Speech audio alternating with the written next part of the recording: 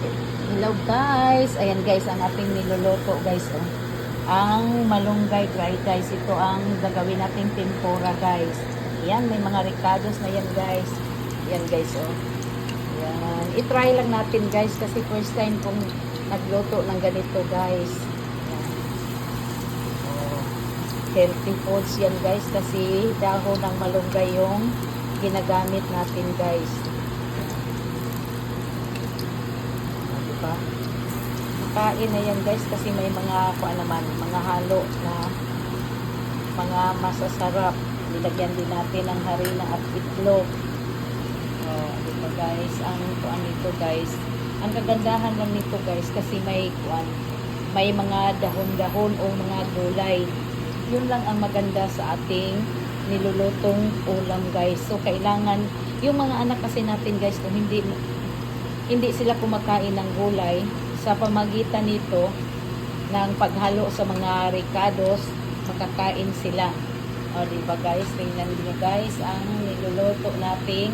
Ang tawag nito guys is sa Japanese food pa is tempurang malunggay. Pero dito sa atin sa Filipino term is piniritong dahong malunggay. Ayan guys. Ayan, nakuha na guys. O, nabaliktad na guys. O, diba? Gandang tingnan guys. Ang nabaliktad na guys. Lalo na pag mayroon pang mga halo tong mga guys. Yung mga siguro kung isda o ano ba ang ihalo. Pero hindi pa namin hinaluan guys kasi first time tinatry lang natin to. O, diba? Yummy yummy na tingnan guys. O, pwede na. Pang-ulam.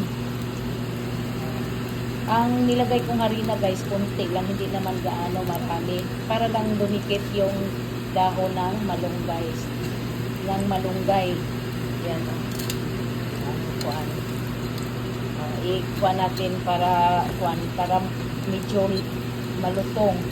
Para siya crispy na kainin. Parang hindi yung tayong nagprito ng yung mayroong mga isda na halo. Ang kaibahan lang dahon ng malunggay.